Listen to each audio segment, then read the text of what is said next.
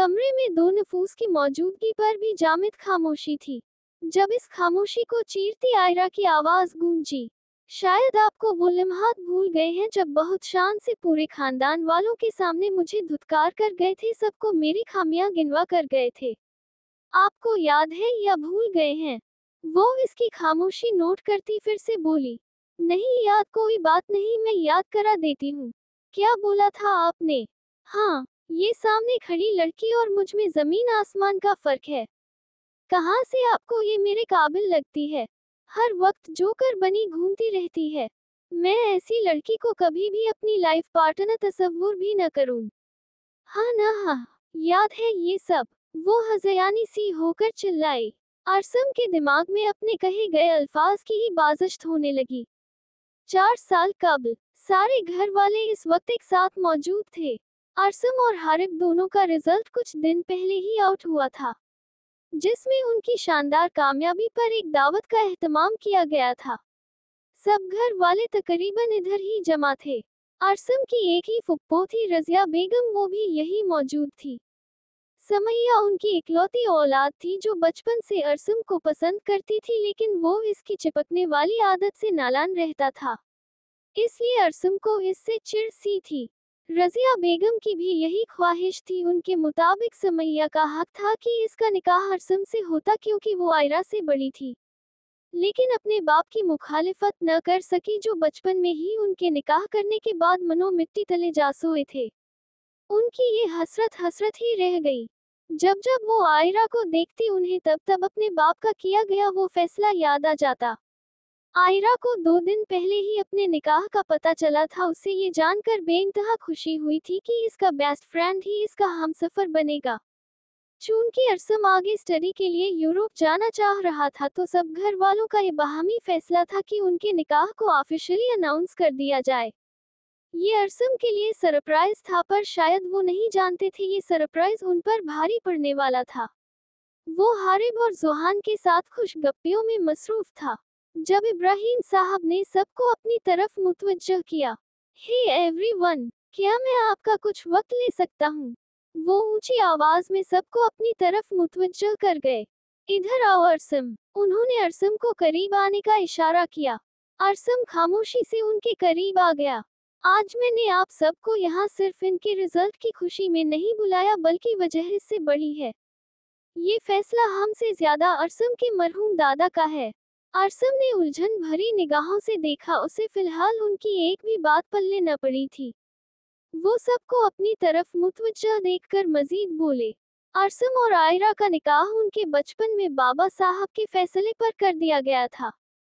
हम चाह रहे थे कि अरसम के जाने से पहले सबको इस रिश्ते से आगाह कर दिया जाए। इस पार्टी का मकसद ये भी था।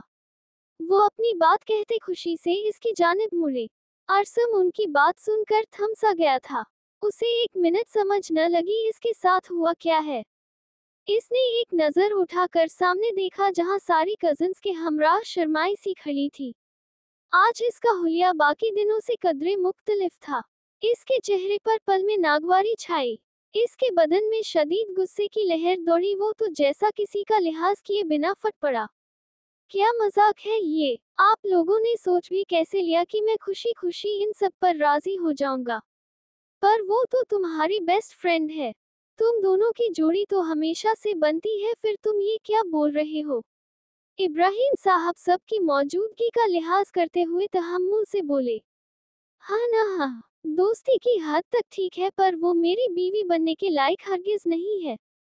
हर वक्त जोकर बनी घूमती रहती है। आप चाहते हैं मैं उसे अपनी बीवी बनाकर सबके सामने अपना मजाक बनवाऊं? आप लोगों जाने क्यों अपने बच्चों पर अपने फैसले थोपते हैं, बाद में इसका अंजाम भी देख लेते हैं। वो सबकी तरफ देखता बिपरा हुआ बोला। आयरा ने दबदबाए आंखों से इसकी तरफ देखा। सही तो कह रहा है बच्चा, तुम लोगों ने नाइंसाफी की है इसके साथ। कहाँ से जोड़ बनता है इन दोनों का? कैसा और जलूल हुलिया बनाए घूमती है, कोई क्यों पसंद करेगा ऐसी लड़की को? मैंने तो तब भी आपको रोकना चाहा था, पर आप लोगों ने मेरी एक न सुनी। अब देख लीजिए अंजाम। रजिया फुप्पो हमदर्द बनती इसकी हिमायत में बोली। उन्हें तो आयरा की जात में खामियां निकालने का इतना अच्छा मौका मिल गया था, वो हरगिज भी ये सुनहरी मौका हाथ से जाने नहीं देना चाहती थी। रजिया, तुम चुप करोगी? इब्राहिम साहब ने तंबीह करते लहजे में उन्हें पुकारा।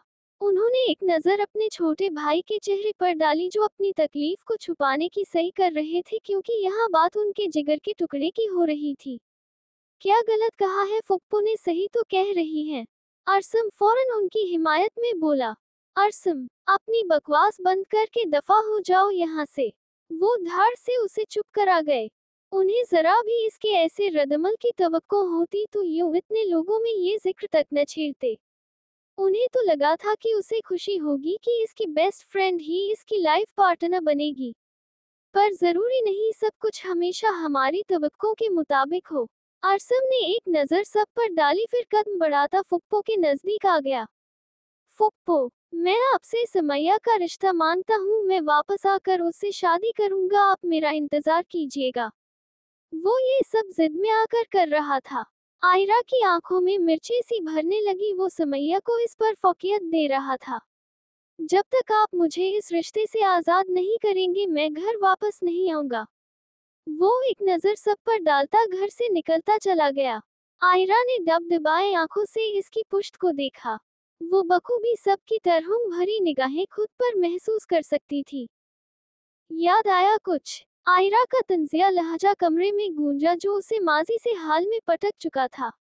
इसने अपने तासुरात कंट्रोल करने के लिए मुंह पर हाथ फेरा।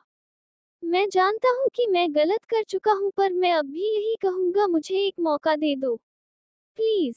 वो फिर इसके नजदीक आता, इसका चेहरा हाथों के प्यालों में भरता हुआ बोला। शायद आपको भूलने की बीमारी है, आप मुझे नीचा दिखाने के लिए किसी को उम्मीद के जुगनू थमा कर गए थे। वो एक बार फिर इसके हाथ हटाती हुई बोली। वो मेरा मसला है, मैं उन सब को हैंडल कर लूंगा। आप जो भी कहें मेरा जवाब ना ही है। अगर आप तन्हाई में मुझे ये सब बातें सुनाते तो शायद मैं एक दफा आपको मुआफ करने का सोच लेती, पर आपने सब खानदान वालों के सामने मेरी जात की नफी की है। मैं आपको कभी मुआफ नहीं करूंगी। वो सिर नफी में हिलाती बोली। अब मेरे करीब आने की दोबारा कोशिश भी न कीजिएगा। वो उसे पीछे धकेलती बाहर निकलती चली गई। अरसम उसी जगह निगाहें जमाए खड़ा था जहां से अभी वो गई थी। आमना बेगम के कहने पर वो इसके साथ शॉपिंग पर आई थी। मनसा ने एक बार फिर चोर नजर इस पर डाली थी, जो माथे पर बल डाले खामोशी से ड्राइविंग में मसरूफ था। मनसा का पारा उसे देख देख कर चढ़ रहा था। वो यूं बर्ताव कर रहा था जैसे वो उसे शॉपिंग पर ले जाकर एहसान अजीम कर रहा था। इसकी जबान पर कब से खुजली हो रही थी, ये तो इसकी बर्दाश्त थी जो वो पिछले 15 मिनटों से खामोश थी। वना मजाल थी जो वो खामोश होकर बैठ जाए। वो शदीद झुंझलाहट के साथ बाहर के नज़ारे देखने में मगन थी। जब इसकी नज़र गोलगप्पों के स्टॉल पर पड़ी, उसे पूरा यकीन था अगर वो उसे कह भी दे तो वो गाड़ी तक नहीं रोकेगा। गोलगप्पे खिलाना तो बहुत दूर की बात थी। इसकी आंखें दिमाग में आने वाले शैतानी प्लान पर चमकी।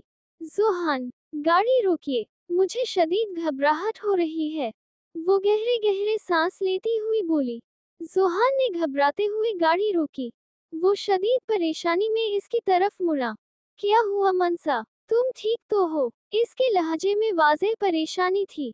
वो पल भर में इसके लिए मुतफिकिर हो चुका था। मुझे घबराहट सी हो रही है, आप ऐसा करिए, सामने स्टॉल से मेरे लिए गोलगप्पे ले आइए। खट्टा ठंडा लाइएगा, जल्दी जाए। वो मसनूई नुकाहत से बोलती उसे अपने मुफीद मशवरों से नवाज रही थी। क्या बकवास है ये? मुझे पागल समझ रखा है जो मैं वहां तुम्हारे लिए ये सब खरीदने जाऊं। पिछली सीट पर पानी पड़ा है। चुप कर के पी लो, खुद ही तबीयत सेट हो जाएगी। वो उसे गुस्से से घूरता हुआ बोला। क्या मतलब है इस बात का? यहाँ मेरी तबीयत खराब हो रही है और आप फजूल की हाँक रहे हैं। और मुझे पता है मेरी तबीयत का पानी पीने से ठीक नहीं होगी। अब जल्दी जाए, मेरा मुंह क्या देख रहे हैं? वो मुंह के जाविये बनाती हुई बोली। मैं नहीं जा रहा, चुप करके बैठो। मैं बड़ी मम्मा को बताऊंगी कि आपको मेरी बिल्कुल भी फिक्र नहीं है, यहाँ मेरी तबीयत खराब है और आपको अपनी पड़ी है। वो रोती हुई बोली। जोहान बौखलाता हुआ इसकी तरफ मुतवज्जह हुआ। अच्छा चुप करो, मैं ला कर देता हूँ। वो उसे रोता देखकर झुंझलाता हुआ कार से बाहर निकल गया। यहू! इसके जाते ही मनसा ने नारा लगाया। कुछ देर बाद वो एक प्लेट इसकी तरफ बढ़ा चुका था। मनसा ने बगैर इसकी तरफ देखे सारी प्लेट मिनटों में चटकी। अब तो तुम्हारी घबराहट ठीक हो गई होगी, आखिर इसी वजह से हो रही थी। वो इसकी तरफ देखता तंजिया लहजे में बोला। इसका इशारा गोलगप्पों की तरफ था। मनसा ने इसकी बात पर कान धरना जरूरी न समझा। वो खामोशी से सीधी होकर बैठ गई। जुहान सिर झटक कर कार स्टार्ट कर चुका था। उसे जब से इसके निकाह की बाबत मालूम हुआ था तब से ही वो गुस्से से पागल हो रहा था। कैसे हो सकता था ये? मैं जान ले लूंगा हर उस शख्स की जो हमारे दरमियान आया। वो गायबाना मुस्फरा को मुखातब करता हुआ बोला। अब इसका रुख एनेक्सी की तरफ था। वो तन फन करता हुआ एनेक्सी का दरवाजा खोलता अंदर दाखिल हुआ। उसे वो लाउंज में बैठी ही मिल गई। इसकी मम्मा अभी घर नहीं थी। मुस्फरा ने चौंक कर आने वाले को देखा। आप यहाँ क्यों आए हैं? वो खड़ी होती हुई बोली। हारिब खामोशी से सुर्ख आंखों से उसे घूरता रहा। तुम्हारी हिम्मत कैसे हुई मुझसे ये सब छुपाने की? तुम मुझे धोखा देना चाहती थी। वो कदम कदम चलता इसके नजदीक आ रहा था। मुस्फरा इसके लहजे पर ठिठकी, लेकिन वो समझ न सकी कि वो किस बारे में बात कर रहा है। इसके अजीब से रवैये पर उसे घबराहट सी हुई। तुमने मुझे बताया क्यों नहीं कि तुम किसी के निकाह में हो? क्यों? वो तकरीबन उसे झंझोड़ता हुआ बोला। क्यों बताती? आप लगते क्या है मेरे जो मैं आपको वजाहतें देती फिरूं? वो इसका हाथ झटक कर चिल्लाई। इसकी बात पर वो खामोश सा हो गया। मैं मोहब्बत करता हूँ तुमसे। अब इसके लहजे में वाज़ेह बेबसी थी। मेरी जिंदगी में पहले ही बेहद परेशानियां हैं, आप क्यों मुझे मेरे हाल पर नहीं छोड़ देते? क्यों मेरी मुश्किलों को बढ़ा रहे हैं? वो इसके सामने बेबसी से हाथ जोड़ गई। कोई जिंदगी की आजमाइशों से गुजरा, कोई इश्क का रोग लगा बैठा, कोई कलम से दर्द लिखने लगा, कोई शायर खुद को बना बैठा। आप मेरा पीछा छोड़ दें, ये मुझ पर आपका एहसान होगा। इसके लहजे में बेबसी ही बेबसी थी। इसका यूं मिन्नत करना, हाथ जोड़ना हारिब को एक आंख न भाया था। तुम ये क्या कर रही हो? तुम्हारा यूं मुझसे गुजारिश करना मुझे पसंद नहीं आया। तुम हुक्म करो, तुम्हारी हर बात मानूंगा, बस इस एक बात के अलावा। बस मेरी ये एक बात मान जाओ, अपने इस शौहर को छोड़ दो, वो वादा करता हूँ हमेशा तुम्हारी हर बात मानूंगा। वो इसके जुड़े हाथों को खोलता अपने हाथ में मकैद कर गया। मुस्फरा ने तड़पते हुए इसके हाथों से अपना हाथ निकाला। कैसी बातें कर रहे हैं आप? मुझे लगता है आप पागल हो चुके हैं। आपकी मेहरबानी होगी, जाइए यहाँ से। मुझे कोई बात नहीं करनी आपसे। वो उसे बाहर की जानिब इशारा करती हुई बोली। अभी तो जा रहा हूँ, लेकिन जल्द ही तुम्हें लेने आऊंगा। तुम्हारे इस शौहर का भी कोई बंदोबस्त करता हूँ। तुम्हारी जिंदगी पर और तुम पर सिर्फ मेरा हक है, जो मैं बहुत जल्द लेकर रहूंगा। वो अपनी बातों से उसे अच्छा खासा डरा चुका था। वो जैसे तनफन आया था वैसे ही निकलता चला गया। मुस्फरा ने घबरा कर उसे देखा। इसके जाते ही वो सिर पकड़ कर बैठ गई। एक टेंशन खत्म नहीं होती थी कि दूसरी नई मुसीबत मुंह खोले इसका इंतजार कर रही होती। जाने कब मेरी जिंदगी सहल होगी, इसने करब से सोचा। जाने हारिब क्या करने वाला था, ये नई टेंशन थी। रजिया बेगम और समैया कल ही कराची से वापस आई थी। वो एक शादी के सिलसिले में कराची गई थी। जैसे ही उन्हें अरसम के आने का पता चला वो फौरन इधर ही आ गई थी। भाभी, आपने बताया क्यों नहीं कि अरसम वापस आ गया है? वो लिबना बेगम की तरफ देखती नाराजगी जताती हुई बोली। नहीं रजिया, ऐसी कोई बात नहीं, बस तुम गई हुई थी। अगर मैं बता देती तो आप लोग फौरन वापस आ जाते। और मैं नहीं चाहती थी कि आप लोग ठीक से एंजॉय भी न कर सकें। लिबना बेगम उन्हें समझाने वाले अंदाज में बोली। उन्होंने महज हुंकार भरा। तुम मुझे ये बताओ कि हारिब और आयरा की तलाक हो गई कि नहीं, क्योंकि अब मैं मजीद इंतजार नहीं करूंगी। पहले ही बहुत इंतजार कर लिया। वो नखवत से बोली। समैया खामोश बैठी अपनी माँ की बातें सुन रही थी। जब इसकी माँ इसके हक में बोल रही थी तो उसे क्या जरूरत थी? अभी लिबना बेगम कुछ कहती कि अरसम की आवाज पर वो खामोश हो गई। अस्सलामुअलैकुम, कैसी हैं पप्पो? वो लाउंज में आता उन्हें देखकर बुलंद आवाज में सलाम करता उनका हाल अहवाल पूछने लगा। उसे कुछ कुछ तो उनके आने के मकसद का अंदाजा हो रहा था। फुप्पो सदके जाए, पहले से ज्यादा प्यारा हो गया है। वो इसके सिर पर हाथ फेरती खुशामदाना लहजे में बोली, ये बता कैसा है तू? तुम तो ऐसे गए फिर पलट कर न देखा, मैंने तो तुम्हें बहुत याद किया। हमारा कोई दिन ऐसा न गुजरा जिस दिन तुम्हारा जिक्र न हो। हमारे घर में तो हमेशा तुम्हारी बातें होती रहती थी। समैया भी तुम्हें कितना याद करती थी। रजिया बेगम ने इसकी तवज्जो समैया की तरफ दिलाई, जिस पर इसने एक भी नजर डालना गवारा न किया था।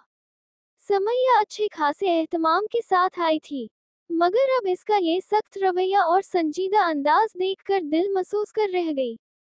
मैं तो भाई साहब से नाराज थी। तुम्हारी डिमांड ऐसी भी कोई गलत न थी जो ऐसे रिएक्ट किया जाता। तुम छोड़ो ये सब, यहाँ मेरे पास बैठो और बताओ इतने साल हम लोगों के बगैर कैसे गुजरे। वो इसका हाथ थामती उसे अपने करीब बिठा गई। ठीक, वो यकलिफ्सी जवाब देता खामोश हो गया। लाउंज में आती आयरा ने उन्हें देखकर सलाम किया, जिसका जवाब उन्होंने मुंह टेढ़ा करके दिया था। उन 4 सालों में वो इतनी निखर गई थी कि उन्हें पहले ही वो नापसंद थी, अब तो वो उन्हें एक आंख न भाती थी। उन्हें डर था कि कहीं इसका मनमोहना रूप अरसम को अपनी तरफ माइल न कर ले, इसलिए वो जल्द से जल्द इस किस्से को तमाम करना चाहती थी। भाई, अब तुम लोगों को आयरा के मुतल्लिक सोचना चाहिए। मनसा इससे छोटी है, इसकी भी कुछ दिनों में मंगनी है। फुप्पो ने उसे देखकर सुनाना जरूरी समझा। फुप्पो, आपको आयरा की फिक्र करने की जरूरत नहीं है। 4 साल पहले जो गलती मैं करके गया था उसे सुधारना चाहता हूँ। और डैड ने बिल्कुल सही किया मेरी बात न मान के। वाकई अगर वो इस वक्त मेरी बात मान लेते तो आज मैं पछता रहा होता। ये हकीकत ही है कि हमारे बड़े हमारे लिए अच्छा फैसला करते हैं, बस हम समझ नहीं पाते। वो मुसलसल आयरा पर निगाहें टिकाए बोला, क्या मतलब है इस बात का? वो इसकी बात समझ तो गई थी पर मानना नहीं चाहती थी। वही जो आप समझना नहीं चाहती। वो सुकून से बोला, असद साहब जो कब से उनकी बातें मुलाहजा कर रहे थे। अपनी बातों में आयरा को घसीटना उन्हें एक आंख न भाया था। मेहरबानी करके मेरी बेटी को अपने मुआमलात से दूर रखें। मैं इस बार हरगिज ये बर्दाश्त नहीं करूंगा कि आप लोग मेरी बेटी में खामियां निकालें। रजिया आपा, मैं आपके बड़े होने का लिहाज कर रहा हूँ, आपको आयरा की फिक्र करने की बिल्कुल भी जरूरत नहीं है। इसका बाप अभी जिंदा है। वो कब से तहम्मुल का मुजाहरा करने की कोशिश कर रहे थे पर आयरा के जिक्र पर खामोश न रह सके। और तुम भी मेरी बेटी का पीछा छोड़ दो, तुम्हारी बड़ी मेहरबानी होगी। जितना तुम इसके साथ कर चुके हो बहुत है। एक बात तो मैं समझ चुका हूँ, तुम मेरी बेटी के काबिल नहीं हो। अब उनका रुख अरसम की तरफ था। पर चाचू, मेरी बात तो सुनिए। इसने कुछ कहना चाहा, जब असद साहब हाथ ऊपर करके उसे मजीद बोलने से रोक गए। आप लोगों की चॉइस भी मैं देख चुका हूँ। कल जो लड़का आया था, इससे करना चाहते हैं आप आयरा की शादी। क्या वो काबिल था आयरा के? अरसम भी ज्यादा देर खामोश न रह सका। तुमसे ज्यादा फिक्र है मुझे अपनी बेटी की। मैं उन्हें तभी इनकार कर चुका हूँ। अगर मुझे जरा भी उनकी सोच का अंदाजा होता तो इस बात का जिक्र तक न छेड़ता। वो इसका तंज बखूबी समझ चुके थे। पिछले कुछ दिनों से इसका आयरा की तरफ झुकाव बखूबी महसूस कर रहे थे, पर जाने क्यों दिल को यकीन नहीं आ रहा था। आयरा ने दबदबाए आंखों में अपने बाप की तरफ देखा, जो सबके सामने उसे प्रोटेक्ट कर रहे थे। वो इसके करीब आकर उसे अपने बाजू के हिसार में ले चुके थे। उन्हें अंदाजा था कि उन सब में इसका साथ ज्यादती कर बैठे थे। उसे अरसम बेहद अजीज था, इसलिए उन्होंने आयरा को सिर्फ इस रिश्ते की बाबत सिर्फ इत्तला दी थी। इसका राय जानना जरूरी न समझा। उनका ख्याल था कि वो इसके लिए अच्छा फैसला कर रहे हैं। तब भी वो एक लफ्ज भी न बोली थी, खामोशी से उनके फैसले पर सिर झुका चुकी थी। लेकिन अरसम के रवैये ने उन्हें इसके सामने बुरी तरह शर्मिंदा किया था। उन्हें अरसम पर खुद से ज्यादा यकीन था, पर वो उनका यकीन बुरी तरह तोड़ चुका था। अब दिल इस पर यकीन करने से कासिर था। मेरी बेटी क्यों रो रही है? आपकी मर्जी के बगैर कोई फैसला नहीं होगा। वो इसका माथा चूमते उसे वहां से लेकर निकलते चले गए। अरसम ने माथे पर शिकन डाले उन्हें जाते हुए देखा। वो खुद भी मजीद वहां रुके बगैर बाहर की तरफ बढ़ गया। वो थकी हारी अभी यूनी से वापस आई थी, आज आयरा भी नहीं आई थी, इसलिए उसे बस से आना पड़ा, वरना उसे पिक एंड ड्रॉप का काम वही करती थी। अभी उसे बैठे कुछ देर ही हुई थी जब हना बेगम उसे देखकर बोली, मुसफ्फरा बेटा, जल्दी से रेडी हो जाओ, तुम्हारी चची का फोन आया था, वो बुला रही थी। अभी कुछ देर में उनकी तरफ निकलना है। वो कह रही कि कुछ जरूरी बात करनी है। मुझे लगता है वो लोग रुखसती की बात करना चाहते थे।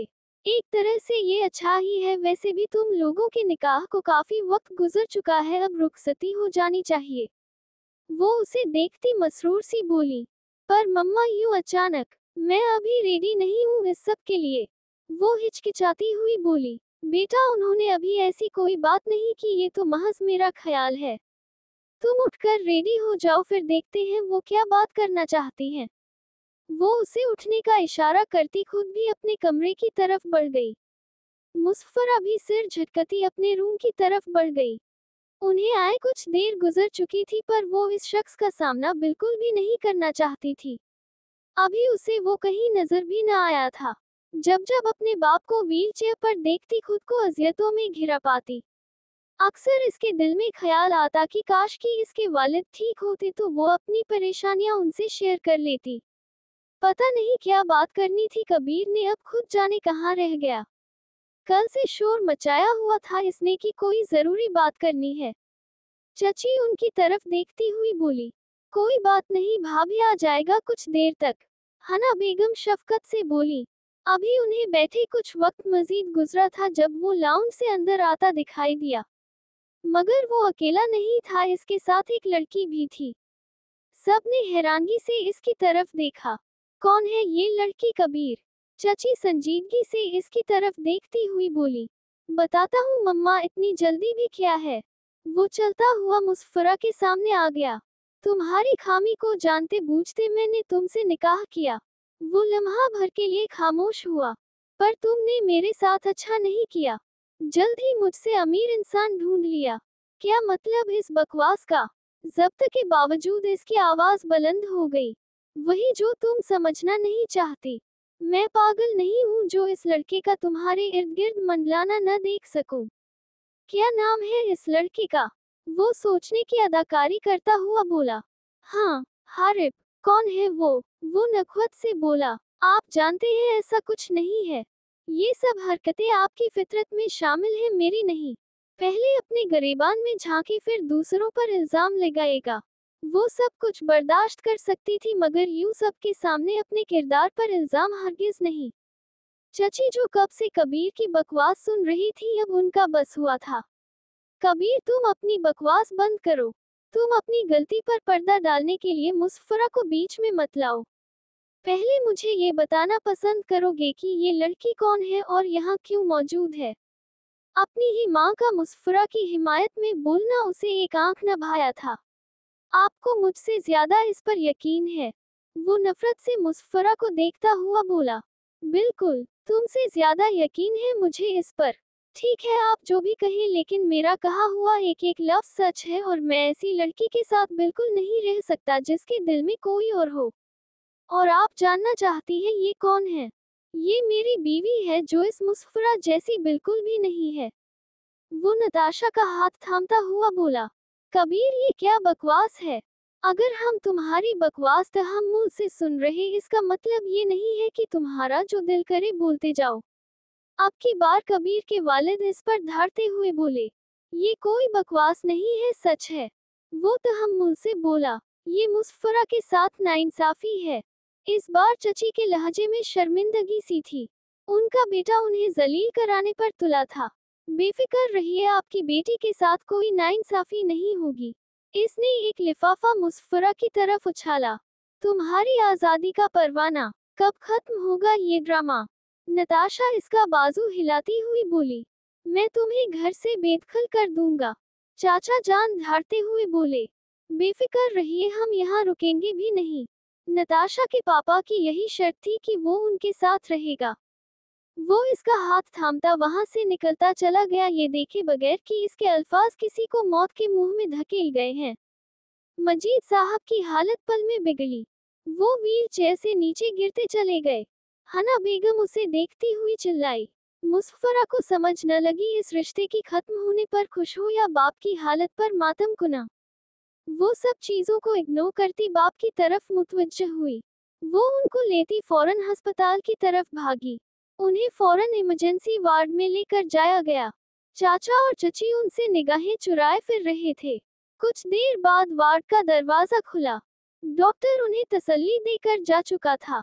उन्हें माइनर हार्ट अटैक आया था, जल्द ही उनकी कंडीशन पर काबू पा लिया गया था। वो अब खतरे से बाहर थे। मुसफ्फरा ने उनकी हालत की बहतरी का सुनते तशक्कुर भरी सांस खारिज की। इस इंसान से अलहदगी तो वो खुद चाहती थी, मगर उसने इसके किरदार पर वार करने की कोशिश की थी। ये चीज उसे गुस्सा दिला गई थी। बेशक किसी ने उस पर यकीन नहीं किया था, सबको इस पर यकीन था। कबीर को कैसे हारिब के बारे में पता चला? कहीं ये सब हारिब का किया धरा तो नहीं? उसे उस दिन हारिब की वो धमकी याद आई थी। वो 2 दिनों से देख रहा था एनेक्सी खाली थी। मुसफ्फरा और इसके घर वाले जाने कहाँ चले गए। कहीं वो यहाँ से चले तो नहीं गए? इसका दिल एक पल के लिए घबराया। नहीं, ऐसा कैसे हो सकता है? अगर वो जाते तो पापा को जरूर कोई न कोई इत्तला देते। फिर क्या वजह हो सकती थी? इस वक्त इसके दिमाग में मुख्तलिफ सोचें गर्दिश कर रही थी। सोच सोच कर अब इसका सिर दर्द करने लगा था। कल से कितने चक्कर ही वो एनेक्सी के लगा के आ चुका था। वो कल से सिर्फ उसी के बारे में सोच रहा था। जाने उनकी किस्मत में क्या लिखा था, ये तो आने वाला वक्त बताने वाला था। तुम क्या जानो मोहब्बत के मीम का मतलब? अगर मिल जाए तो मुअज़्ज़ज़ा और न मिले तो मौत। 2 दिनों बाद आज वो लोग मजीद साहब को अस्पताल से डिस्चार्ज करा कर लाए थे। उनकी तबीयत अब पहले से काफी बेहतर थी। हना बेगम उन सारे हालात को देखते हुए एक हतमी फैसले कर चुकी थी। मुसफ्फरा ने एक बात नोट की थी कि वो इससे बात नहीं कर रही थी। वो कोई बात पूछती भी तो हाँ हाँ में जवाब देती, वहां से हट जाती। उसे यूं महसूस हुआ जैसे वो इससे नाराज हैं। शायद कहीं न कहीं वो उसे उन सब में उसे कसूरवार मान रही थी। यही बात मुसफ्फरा को बेचैन कर रही थी। वो मजीद साहब को कमरे में लिटाकर उन्हें आराम करने का बोलकर बाहर आ चुकी थी। हना बेगम कमरे से निकलती किचन की तरफ जाने के लिए मुड़ी जब मुसफ्फरा ने उनसे 2 टूक बात करने की ठानी। मम्मा, क्या आप मुझसे नाराज हैं? हना बेगम इसकी बात पर रुकी मगर मुड़ी नहीं। मुसफ्फरा उनको खामोश पाकर उनके सामने आती उनके हाथ थाम गई। मम्मा, प्लीज बताएं ना, क्या आपको लगता है उन सब में मैं कसूरवार हूँ? क्या आपको लगता है ये सब मेरी वजह से हुआ है? आपको लगता है बाबा की इस हालत की जिम्मेदार भी मैं हूँ? बोलिए ना मम्मा। वो उनके चेहरे पर निगाहें टिकाती हुई बेचैनी से बोली। नहीं, वो एक लफ्ज़ी जवाब देती इसके हाथों से अपने हाथ निकाल गई। मम्मा, इसने तड़प कर उन्हें पुकारा। आप क्यों कर रही हैं मेरे साथ ऐसा? आप मेरा यकीन करें, कबीर का कहा गया एक एक लफ्ज़ झूठ है। मम्मा, वो झूठ बोल रहा है। क्या आपको मुझ पर यकीन नहीं है? वो उनके रवैये पर तकलीफ दह लहजे में बोली। उन्होंने गहरा सांस भरकर इसकी तरफ देखा। देखो मुसफ्फरा, मुझे तुम पर पूरा यकीन है, पर कुछ तो ऐसा देखा होगा ना जो कबीर के दिमाग में ऐसी खुराफात आई। गलती कबीर की हो या हारिब की, नुकसान किसका हुआ? सिर्फ तुम्हारा। कबीर का तो कुछ नहीं गया, वो शादी कर चुका है, अपनी जिंदगी में आगे बढ़ चुका है। तुम्हारी जिंदगी को बेरंग करके मुझे किसी की फिक्र नहीं है सिवाय तुम्हारे अलावा। वो उसे गले लगाती शिद्दत से रो दी। इतने दिनों का गुबार आंसुओं की सूरत में निकलने लगा। मुझे मुआफ कर दो मेरी बच्ची, कबीर हमारा इंतखाब था, काश हम इस वक्त इस रिश्ते पर राजी ही न होते। मुसफ्फरा भी अपनी माँ की आगोश मिलते ही बिखर गई। जब्त के बावजूद आंसू खुद ब खुद इसका चेहरा भिगोने लगे। मम्मा, ये सब कुछ इस हारिब की वजह से हुआ है, इसने ही किया है। वो इस दिन होने वाला सारा वाकया उनके गोश गुजार कर गई। इसकी बातें सुनकर वो थोड़ी देर पहले अपने दिमाग में पनपने वाले फैसले पर यकीन की मुहर सबत कर चुकी थी। असद सुनिए, मुझे आपसे बेहद जरूरी बात करनी है। लाइबा बेगम खामोश बैठे असद साहब के नजदीक बैठते हुए उन्हें मुखातब करते हुए बोली, हम कहिए, मैं सुन रहा हूँ। वो उनकी तरफ मुड़ते हुए बोले, मैंने आज अरसम की बातें सुनी। मुझे लगता है हमें अरसम को एक मौका दे देना चाहिए। वो उनके तासुरात जानने के लिए खामोश हुई, जो उनकी बात सुनकर सख्त हो चुके थे। हरगिज नहीं, मैं अब अरसम पर यकीन करने की गलती नहीं कर सकता। पहले एक दफा ये गलती कर चुका हूँ जिसका अंजाम भुगत चुका हूँ। वैसे भी अब इस फैसले का हक मैं आयरा पर छोड़ चुका हूँ। वो जो चाहेगी वही होगा। वो दो टूक अंदाज में बोले, ठीक है, अगर आप अरसम के लिए राजी नहीं तो अशे के बारे में क्या ख्याल है? उन्होंने सवालिया निगाहों से उनकी तरफ देखा। क्या मतलब है इस बात का, उसका यहाँ क्या जिक्र? उन्होंने सवालिया निगाहें उठाकर उनकी तरफ देखा। 1 साल पहले ही वो लंदन से अपनी तालीम मुकम्मल करके आया है और पिछले 1 साल से वो बहुत अच्छे से सारा बिजनेस संभाल रहा है। आप ही मुझसे काफी दफा आयरा के लिए अशर के रिश्ते की बात कर चुकी है, मगर मैंने हर दफा टाल मटोल से काम लिया है। अगर आप अरसम के मामले में सीरियस नहीं है तो इस बारे में एक दफा सोचा जा सकता है।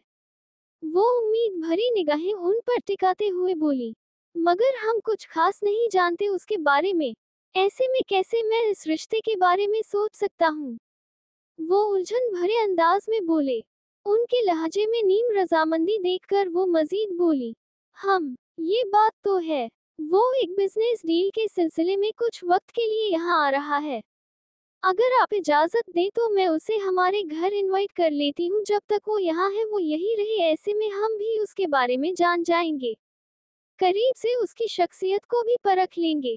क्या कहते हैं आप? वो आंखों में चमक लिए बोली, बात तो तुम्हारी ठीक है। तुम इजाजत दे दो उसे यहाँ आने की, लेकिन होगा वही जो आयरा कहेगी। वो दो टूक लहजे में बोले। लाइबा बेगम ने समझते हुए इस बात में सिर हिलाया। बड़ी बीबी जी, मुझे साहब जी से जरूरी बात करनी है। हना बेगम उन्हें देखती हुई मुखातब हुई। कोई जरूरी बात नहीं है तो तुम मुझसे शेयर कर सकती हो। आमना बेगम उनके संजीदा चेहरे पर निगाहें टिकाते हुए बोली। उन्हें खामोश देखकर वो समझ गई कि वो कुछ नहीं बताएंगी। ठीक है, तुम ऐसा करो, तुम ये चाय स्टडी रूम में ले जाओ। वो वही हैं। आमना बेगम ने चाय की ट्रे इसकी तरफ बढ़ाई। वो खामोशी से ट्रे लेती स्टडी रूम की तरफ बढ़ गई। दरवाजे पर पहुंचकर उन्होंने गहरी सांस भरी। हल्का सा दरवाजा खटखटाकर अंदर की तरफ बढ़ गई। चाय टेबल पर रखकर वो वहीं खड़ी रही। साहब जी, मुझे आपसे बात करनी है। वजाहत साहब ने शहरयार साहब को खामोश होने का इशारा किया। बोलिए बहन जी, मैं सुन रहा हूँ। उन्होंने बोलने का इशारा किया। आपका बेहद शुक्रिया, आपने मुश्किल वक्त में हमारा साथ दिया। मैं आपकी बेहद मशकूर हूँ कि जिन हालात में आपने हमारा साथ दिया, इसके लिए जितना शुक्रिया करूँ कम है। मगर अब हम और यहाँ नहीं रह सकते। उन्होंने पलकों के नीचे से एनेक्सी की चाबी निकालकर उनकी जानिब बढ़ाई। उन्होंने चाबी लेने के लिए हाथ नहीं बढ़ाया। मुख्तलिफ सोचों का जाल उनके माथे पर बिखरा। क्यों, कुछ हुआ है? कोई मसला है तो आप शेयर कर सकती हैं। वो मुतफिकिर लहजे में बोले। बस आप समझ लें, अब हमारा यहाँ से जाना ही ठीक है, क्योंकि मुझ में लोगों की बातें सुनने की हिम्मत नहीं है। वो बेबसी भरे लहजे में बोली। कैसी बातें कर रही हैं आप? मैं समझा नहीं। आप खुलकर बताएं, हुआ क्या है? मैं घुमा फिरा कर बात नहीं करूंगी। जब तक छोटे साहब जी बाहर था सब ठीक था, लेकिन जब से वो यहाँ आए हैं हमारी जिंदगियां उथल पुथल हो गई हैं। वो रंजीदा लहजे में बोली। क्या मतलब है? क्या किया है हारिब ने? हारिब के जिक्र पर शहरयार साहब भी चौंक से गए थे। शायद आपको मेरी बात पर यकीन न आए, लेकिन मैं जो भी बताने जा रही हूँ बिल्कुल सच है। फिर वो मुसफ्फरा की कही एक एक बात उन्हें बताती चली गई। मुसफ्फरा की तलाक की बाबत बताती हुई वो आबदीदा सी हो गई। उनकी बातों पर शहरयार साहब के चेहरे पर सख्ती सी आ गई थी। उन्हें हारिब से हरगिज भी इस सब की उम्मीद नहीं थी। अगर वाकई ही हारिब ने ये सब किया है, अगर वो 1% भी उन सब में इन्वॉल्व हुआ, तो मैं उसे हरगिज भी मुआफ नहीं करूंगा। वो अटल अंदाज में गोया हुए। वो तेजी से गुनगुनाती हुई हारिब के कमरे की जानिब बढ़ी, जब सामने से आते जोहान से टकराई। वो ऑफिस से एक अहम फाइल लेने आया था जो सुबह जल्दी जल्दी में लेना भूल चुका था। कुछ ही देर में इसकी एक जरूरी मीटिंग थी। वो जो फोन पर किसी से बात करता अपने ध्यान से जा रहा था, जब कोई आंधी तूफान की तरह इसके वजूद का हिस्सा बना, जिसके नतीजे में इसके हाथ में पकड़ी फाइल और मोबाइल जमीन को सलामी पेश कर चुका था। इसने झुंझलाकर खूंखार निगाहों से सामने वाले को देखा। मनसा ने सिर सहलाते नजर उठाकर सामने देखा, मगर ये क्या, सामने तो उसी का खरगोश था, जो उसे ऐसे घूर रहा था जैसे सालिम निगल जाएगा। उसे देखकर मनसा ने जबान दांतों तले दबाई। इसने कुछ कहने के लिए मुंह खोला जब इसकी धाड़ उसे खामोश करवा चुकी थी। दिमाग तो तुम्हारा पहले ही खराब है, लगता है अब नजर आना भी बंद हो चुका है। दिमाग के साथ आंखों का इस्तेमाल बंद कर दिया है। स्टूपिड गर्ल, वो तंजिया अंदाज में उसे घूरता हुआ बोला। मनसा ने खामोशी से इसकी बात सुनी, क्योंकि इस दफा वाकई ही गलती इसकी थी, वरना वो खामोशी से किसी का तंज बर्दाश्त कर जाए। वो इसको बातें सुनाता, अब फाइल और मोबाइल जमीन से उठाता, तेजी से सीढ़ियां फलांगता बाहर की तरफ बढ़ गया। मनसा ने सिर झटकते इसकी पुश्त से निगाहें हटाईं। फिर कुछ याद आने पर अपने सिर पर चपत रसीद करती हारिब के रूम की तरफ बढ़ गई। हारिब अभी कुछ देर पहले फ्रेश होकर फारिग हुआ था। शहरयार साहब तो उसे कब से ऑफिस ज्वाइन करने का कह रहे थे, पर इसका कहना था कि ये माह वो एंजॉय करना चाहता है, अगले महीने से सोचा जा सकता। मनसा बिना दरवाजा खटखटाए अंदर आई जब वो उसे सोफे पर बैठा मिल गया, जो मोबाइल में मसरूफ था।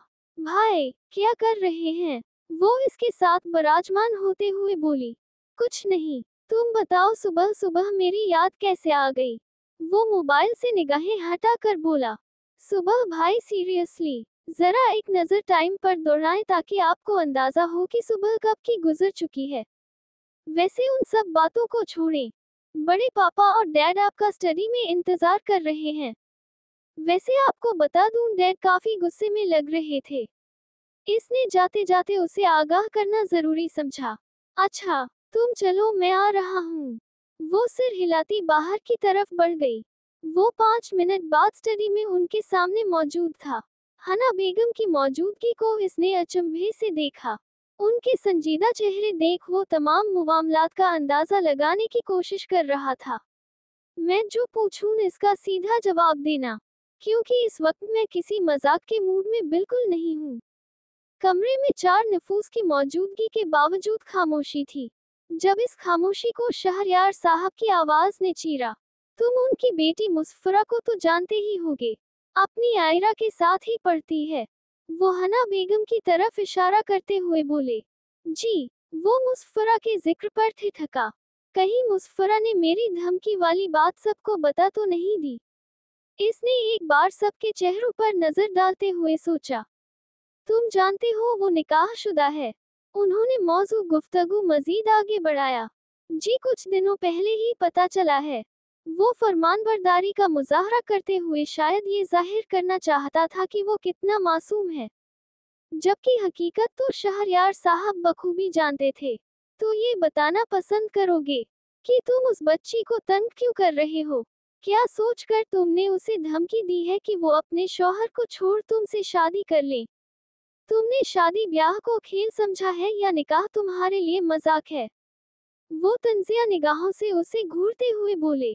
मैं उससे मोहब्बत करता हूँ, इससे शादी करना चाहता हूँ, इसमें क्या बुराई है? वो ज्यादा देर सब्र न कर पाया, इसलिए फौरन अपनी बात उनके सामने रख गया।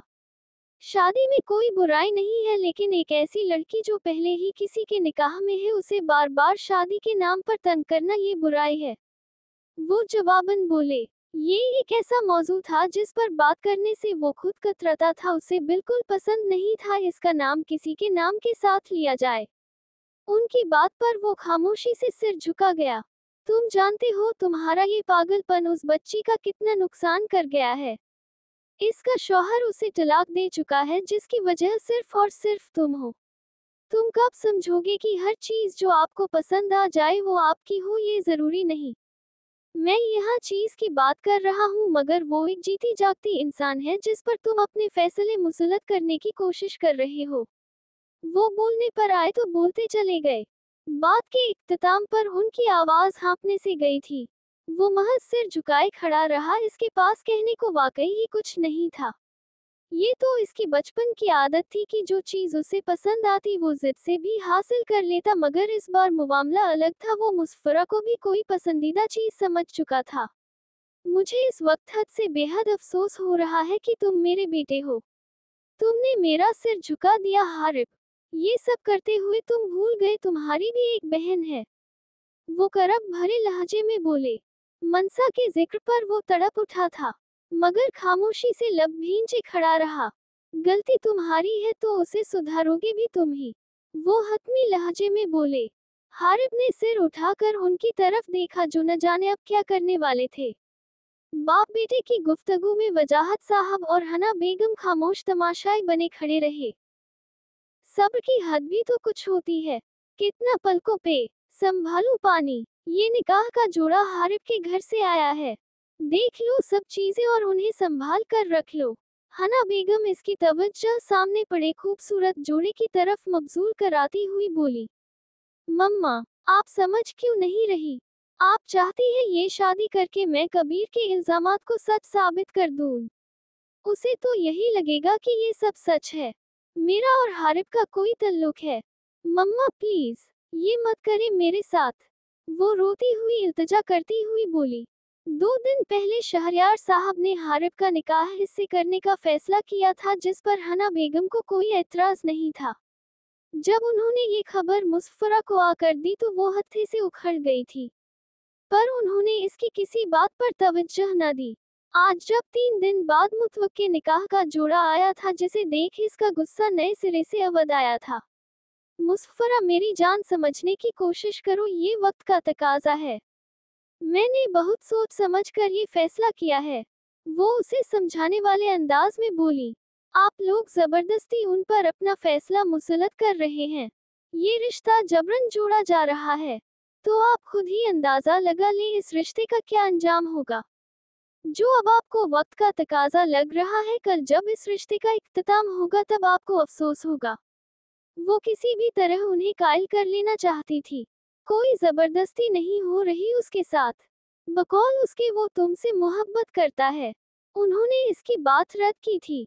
हाँ ना हाँ, इन अमीर लोगों की मोहब्बत से मैं और आप बखूबी आगाह हैं। सिर्फ ये चंद दिन है, फिर उसे ये सब गलती लगेगा, और वो भी ऐसी लड़की से जो हकलाती हो और तलाकशुदा भी हो। देखना फिर उसे पछतावा होगा। वो इस्तहज़ाया अंदाज में गोया हुई जैसे खुद का मजाक उड़ा रही हो। इसके जवाब में उनके पास कुछ कहने को बचा ही न था। इसका बार बार अपनी खामी का जिक्र करके खुद का मजाक उड़ाना उन्हें गहरी तकलीफ में मुब्तला कर जाता, मगर फिलहाल वो हरगिज नर्म नहीं पड़ना चाहती थी। चीजें समेट लो, फिर निकाह वाले दिन मिलेंगी नहीं। वो इससे निगाहें चुराती अंदर की जानिब बढ़ गई। मुसफ्फरा ने अपनी बात के यूं रद्द किए जाने पर धुंधलाए आंखों से उनकी पुश्त को देखा। 2 दिन कब? गलती तुम्हारी है तो उसे सुधारोगे भी तुम ही। तुम्हारा और मुसफ्फरा बेटी का निकाह कुछ दिन बाद मनसा की मंगनी के साथ होगा। तुम्हें कोई एतराज? वो दो टूक अंदाज में बोले। हारिब को एक पल लगा था सारे हालात को समझने में। इसका दिल खुशी से उछला, पर संजीदा मुंह बनाए खड़ा रहा। नहीं, उनकी बात पर इसने नफी में सिर हिलाया। होना भी नहीं चाहिए, आखिर ये सब हुआ भी तुम्हारी वजह से है। वो इस पर से निगाहें हटाकर हना बेगम की तरफ मुतवज्जह हो गए।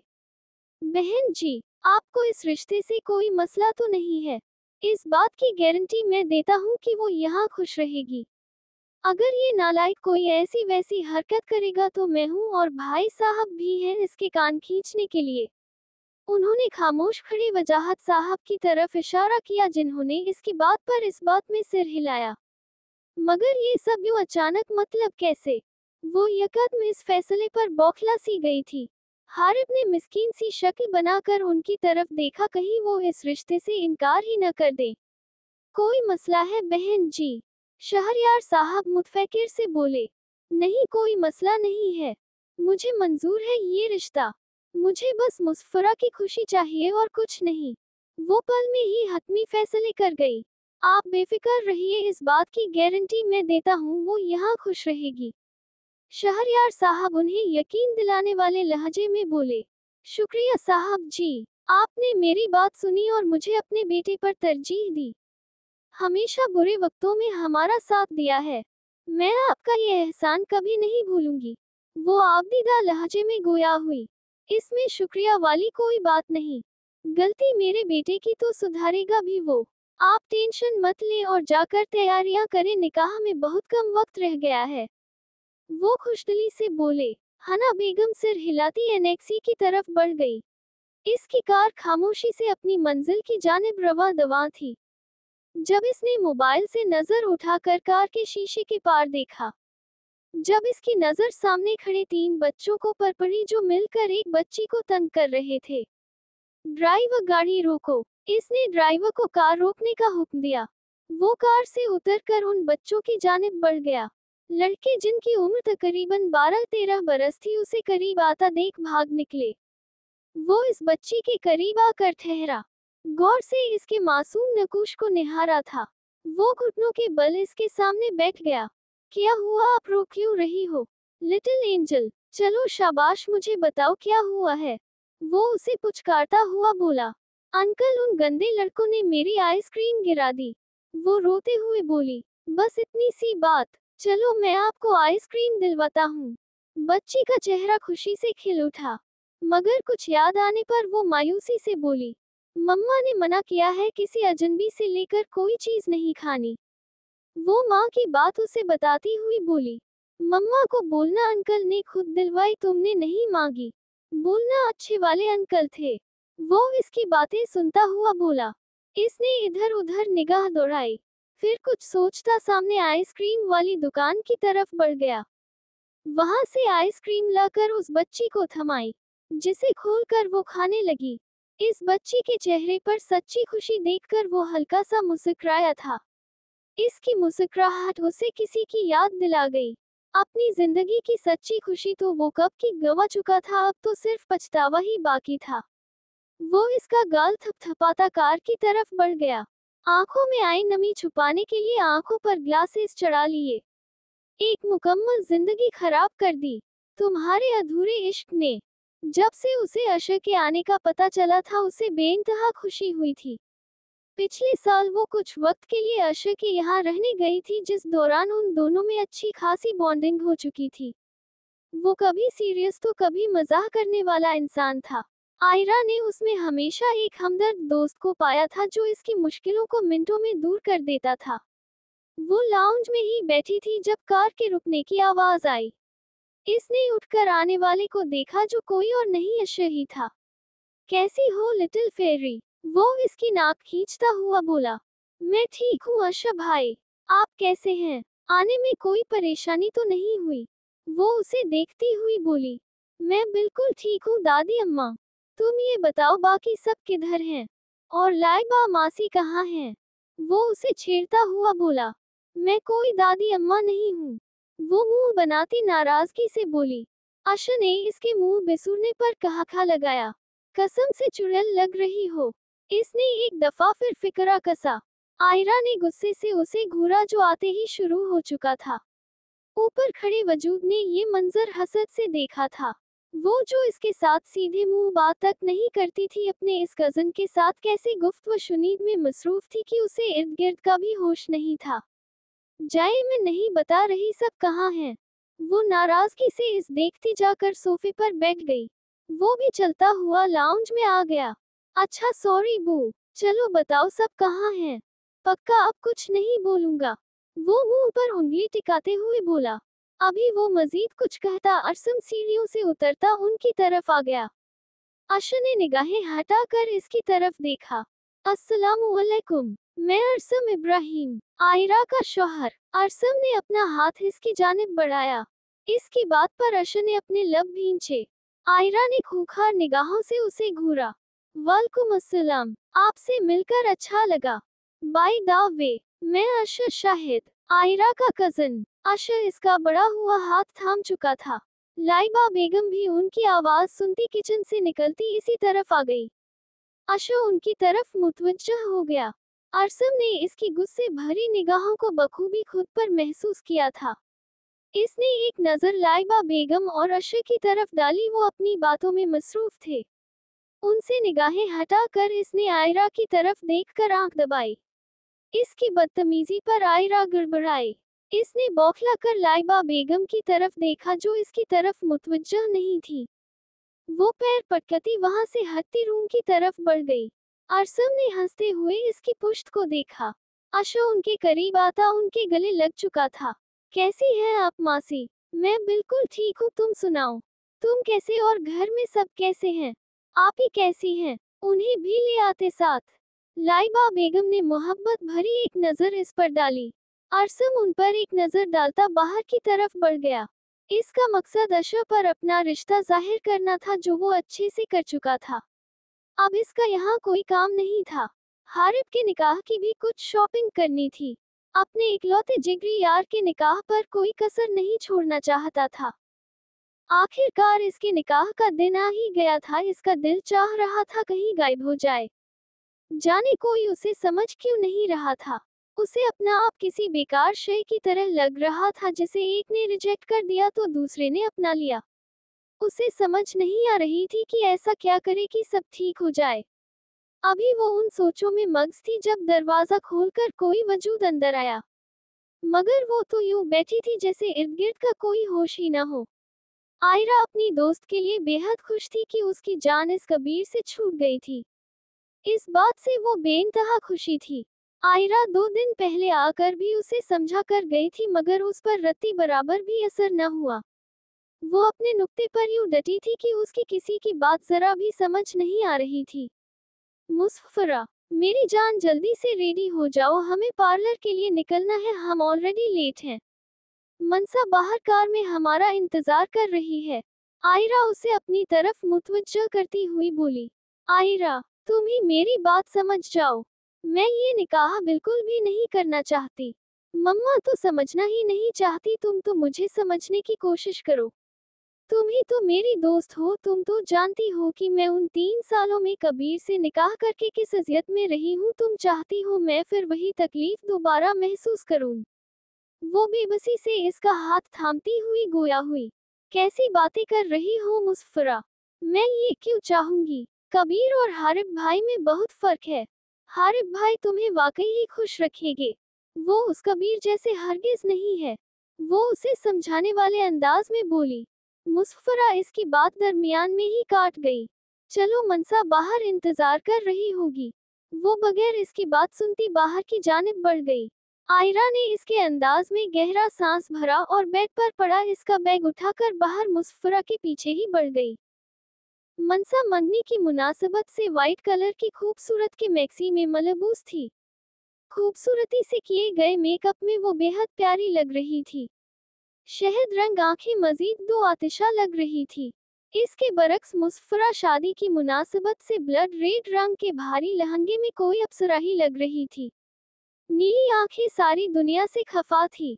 ये उदासी भरा रूप उसे मजीद हसीन बना रहा था। आयरा ने दोनों की तैयारी को इत्मीनान से देखा जो मौके की मुनासबत से परफेक्ट लग रही थी। इसने बारी बारी दोनों की तरफ देखा। मन सतह पर सुकून सी थी, बस कुछ घबरा रही थी। इसके बरक्स मुसफ़रा बार बार अपनी आंखों में आई नमी को साफ कर रही थी। आयरा ने अफसोस से इसकी तरफ देखा जो यूं बैठी थी जैसे सारी दुनिया से खफा हो। आयरा सिर झटकती हुई उन्हें लेती बाहर की जानिब बढ़ गई, जहां ड्राइवर उनका इंतजार कर रहा था। उन लोगों को यहां से डायरेक्ट मैरिज हॉल पहुंचना था। हारिब ब्लैक कलर की शेरवानी में बेहद अच्छा लग रहा था। इसके चेहरे पर ही खुशी की झलक साफ जाहिर हो रही थी। वो लोग मुकर्रर वक्त पर ही हॉल में पहुंच चुके थे। पहले मनसा और जोहान की मंगनी का फंक्शन घर के लॉन में ही होना था, मगर हारिब की यूं अचानक शादी की वजह से हॉल में सारा इंतजाम अफरा तफरी में किया। कुछ ही देर में दुल्हन के आने का शोर मचा था। मुसफ़रा को लेकर ब्राइडल रूम में बिठा दिया गया। कुछ ही देर में निकाह का शोर उठा था। मौलवी साहब गवाहों के साथ अंदर आए थे। निकाह के कलमात सुनकर इसकी हिचकी बढ़ गई। इसकी आंखों के सामने 3 साल पहले का मंजर घूमने लगा जब इसका निकाह कबीर से हुआ था। मुसफ़रा मजीद वलद मजीद अहमद आपका निकाह हारिब आफरीदी वलद शहरयार आफरीदी 5 लाख सिक्का राइज अलवक्त में ताया पाया क्या आपको कबूल है। ये अल्फाज हथौड़े की तरह इसके दिमाग पर बरसे। वो कप कपाटी आवाज में कबूल है कह गई। यही अल्फाज 3 दफा दोहराए गए जिसका जवाब वो इकरार में कर चुकी थी। हारिब से भी ईजाब व कबूल करने के बाद सब उसे मुबारकबाद पेश करने आ रहे थे, जिसे वो हंस हंस कर कबूल कर रहा था। ज़ुहान, मैंने ये फैसला किया है कि तुम दोनों की मंगनी के बजाय निकाह कर दिया जाए। मंगनी ऐसा कोई मजबूत रिश्ता नहीं है, निकाह ही बेहतरीन फैसला है। वजाहत साहब उसे अपने फैसले से आगाह करते हुए बोले। पापा, पर यूं अचानक, मेरा मतलब है इतनी भी क्या जल्दी है निकाह की। वो झुंझलाता हुआ बोला। हारिब तुमसे छोटा है, अब उसकी शादी हो रही है, तुम कम अज कम निकाह तो कर सकते हो। वो अटल अंदाज में गोया हुए। मनसा के पेपर हो जाए फिर उसकी रुखसती के बारे में सोचते हैं, फिर बेशक तुम उसे अपने साथ ले जाना। इसका ट्रांसफर हम वही इस्लामाबाद में करवा देंगे। वो उसे अपने लायहा अमल से आगाह कर गए।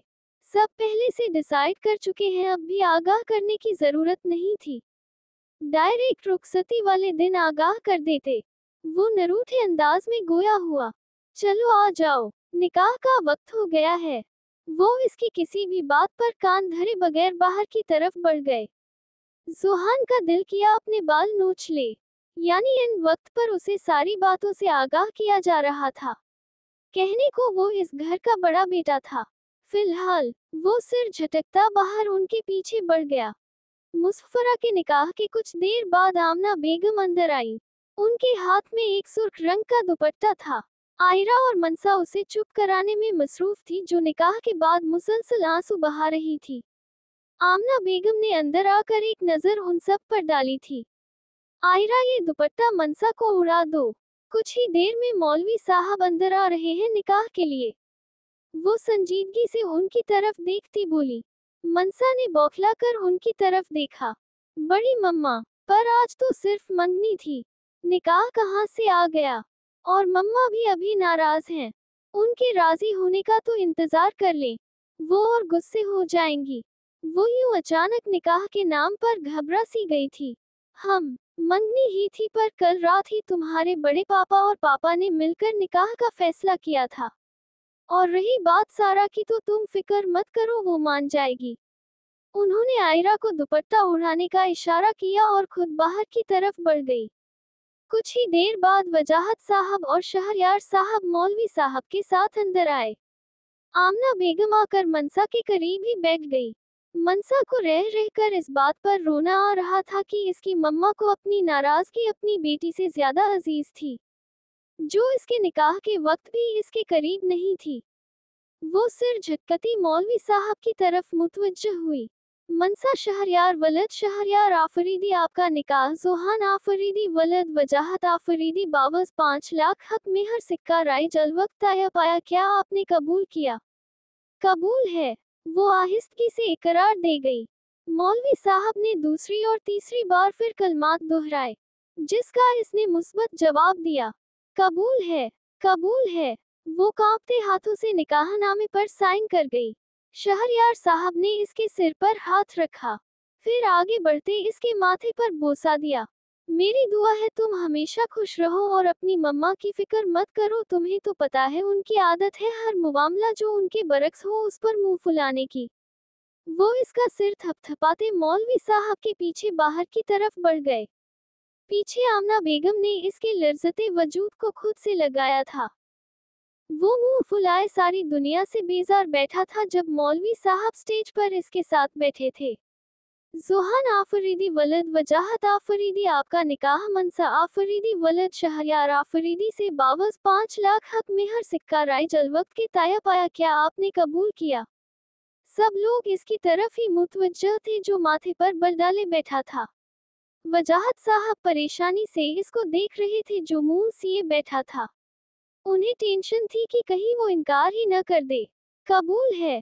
वो कुछ देर खामोश रहने के बाद इकरार दे गया। वजाहत साहब की सांस में सांस आई। हर तरफ मुबारकबाद का शोर उठा। वो खुद भी उठते उसे खुद में भींच गए। आज वो उनका मांजो रख गया था। निकाह बहुत बहुत मुबारक हो मेरे बच्चे। अल्लाह तुम दोनों को एक साथ ढेरों खुशियां नसीब फरमाए। वो इसका कंधा थपथपाते शहरयार साहब की तरफ मुतवज्जह हो गए। उनके जाते ही अरसम इसके करीब आया। हद हो गई भाई, आप अपने ही निकाह पर ऐसी सड़ी सी शक्ल बनाकर बैठे हैं। मैं तो यहाँ आपको मुबारकबाद देने आया था, पर आपकी सड़ी हुई शक्ल देखकर मुबारक देना बनती तो नहीं है। वो मजाक उड़ाने वाले अंदाज में बोला। मुंह बंद रख और निकल यहाँ से। वो देख तेरे दोस्त के तो दांत ही नहीं अंदर जा रहे, जैसे हफ्ते इकलीम की दौलत मिल गई हो। वो इसका ध्यान हारिब की तरफ कराता हुआ बोला, जो सबसे हंस हंस कर मिल रहा था। उसकी छोड़िए, वो तो नया नया मजनू बना है, अभी कुछ वक्त ऐसा ही हाल रहेगा, आप अपनी बात करें। वो हारिब के खिलाफ नया शोशा छोड़ता हुआ बोला। अपने बारे में जनाब का क्या ख्याल है, जो काफी दिनों से मेरी बहन के पीछे पागल हो रहा है।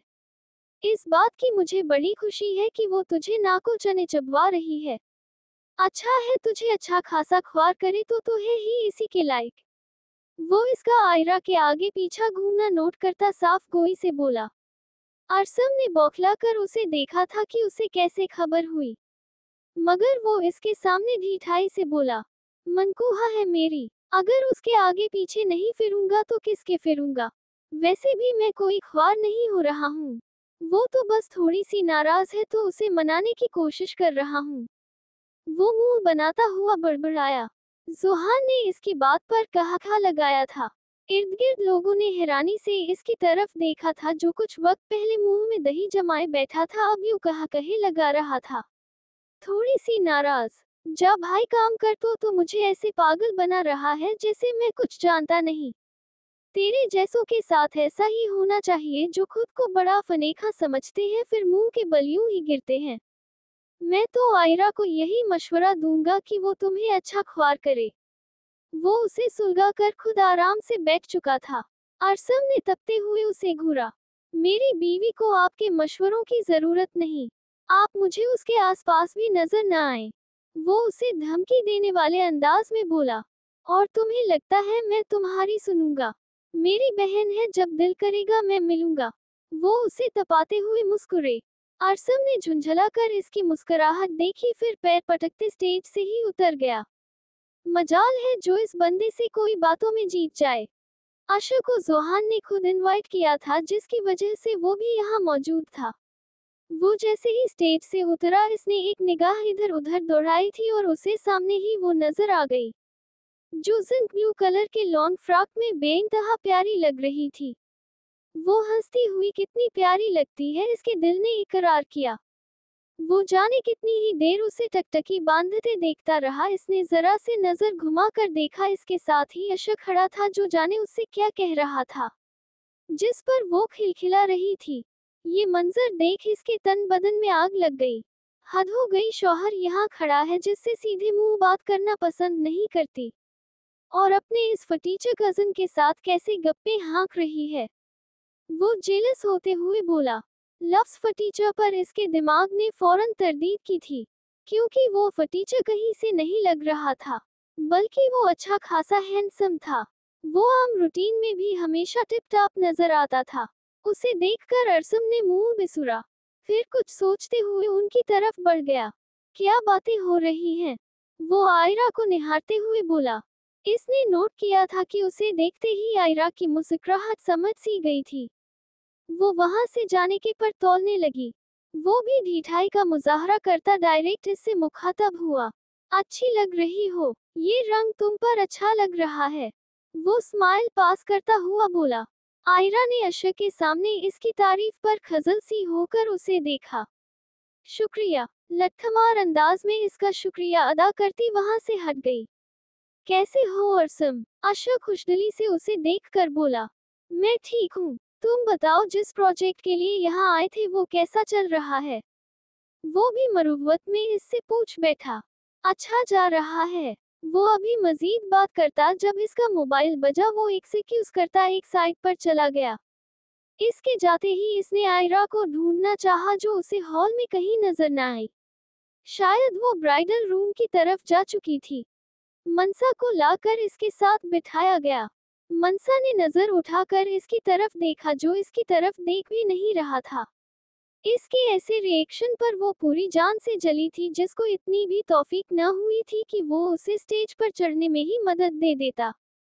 मनसा ने भी जानबूझकर बैठते हुए उसे कोहनी मारी थी, फिर यूं बन गई जैसे पता ही न हो कि हुआ क्या है। जोहान ने घूरकर उसे देखा जो इतने लोगों की मौजूदगी में भी इससे पंगे लेने से बाज न आई थी। दूसरी तरफ मुसफ्फरा आयरा की हमराह स्टेज तक आई थी। उसे देखता वो थम सा गया था। वो लगी इतनी प्यारी रही थी। हवास में आते वो इसकी तरफ मुतवज्जह हुआ। वो अपनी जगह से उठता इसके करीब आया, अपना हाथ इसकी तरफ बढ़ाया जिसे वो झिझकती हुई थाम चुकी थी। जाने उनकी जिंदगी में आगे क्या लिखा था। एक मशरिक था तो दूसरा मगरिब। उसे वहां से वापस आए 2 माह से ज्यादा का वक्त गुजर चुका था।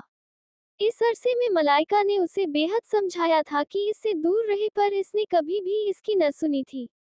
और आज उसे उसके कहे एक एक लफ्ज का एहसास हो रहा था। पहले जिस दिल में उसके लिए मोहब्बत थी, आज वहां उसके लिए सिर्फ नफरत थी। उसका यूं उसे अपने दोस्तों में बेइज्जत करना इसके लिए इंतहाई तकलीफ दह अमल था। आज भी जब अकेले में उसके रवैये के बारे में सोचती इसकी आंखें भर आती। इसके दिल में ये कसक थी कि काश मलाइका की बात मान लेती तो कम अज कम वो उससे यूं बेइज्जत न करता।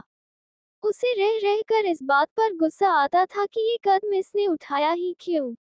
इस कम ज़र्फ शख्स की मोहब्बत से ज्यादा उसे अपना यूं बेइज्जत होना तकलीफ देता था।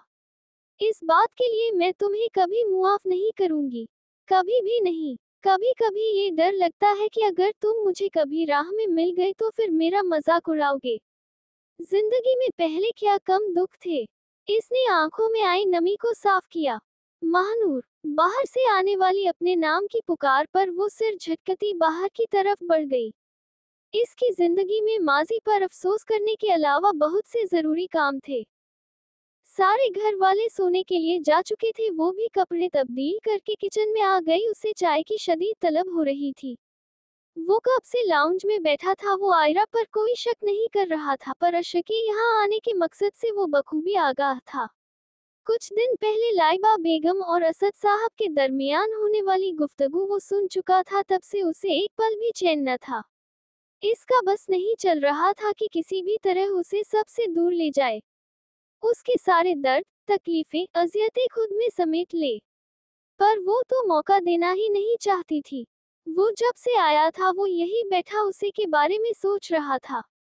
उसे जब जब अशर के साथ देखता उसे बिल्कुल भी अच्छा नहीं लगता था। अभी सोचे न जाने कहां तक परवाज करती जब इसका मोबाइल बजा। वो सोचों को झटकता मोबाइल लेता बाहर की तरफ बढ़ गया। तकरीबन 10 मिनट वो वापस आया जब किचन से खटके की आवाज आ रही थी और लाइट भी जल रही थी। वो कुछ सोचता किचन की जानिब बढ़ गया, जहां इसकी जिंदगी मुनहमिक से चाय बनाने में मसरूफ थी। सुबह वाले हुलिये से यकसर मुख्तलिफ सादे से ड्रेस में मलबूस थी। वो इस सादे से हुलिये में भी वो उसे अपने दिल में उतरती महसूस हो रही थी। जब जब वो उसे देखता था उसे उसके चेहरे पर सिर्फ मासूमियत ही नजर आती थी। उसे देखकर उसके चेहरे पर जो गुस्सा आता था उसमें भी वो उसे क्यूट ही लगती थी। वो सारी सोचे झटकता इसके करीब आया, जरा सा झुककर इसके कान में सरगोशी की। रू माई लाइफ, कब तक चलेगा ये जानम? मुझे बता दो कब तक तुम्हारी नाराजगी का इंतजार करूं? मुझे बार बार खुद से दूर न करो। हल्के से इसके कान में फूंक मारकर पीछे हटा था। वो जो अपने ध्यान में मगन थी इसके यूं इतना करीब आने पर लर्जी। क्या कर रहे हैं? दूर रहिए। वो अपनी घबराहट पर काबू पाती बमुश्किल बोली। क्या कर रहा हूँ जानम? कुछ भी नहीं, बस ये पूछ रहा था कि ये नाराजगी कब दूर होगी। वो 2 कदम मजीद नजदीक आया। इसने घबरा कर कदम पीछे की तरफ बढ़ाए। अपने उस कजन को बोलो तुम्हें रू मत कहा करे, बल्कि सबको कह दो कि इस नाम से तुम्हें कोई न पुकारे, इस नाम से तुम्हें पुकारने का हक सिर्फ मेरा है। वो इसके पसीने से तर चेहरे को देखता हुआ बोला। इसके घबराने पर वो जरा सा मुस्कुराया था। जेब से रुमाल निकाल इसके माथे पर आया पसीना साफ कर गया।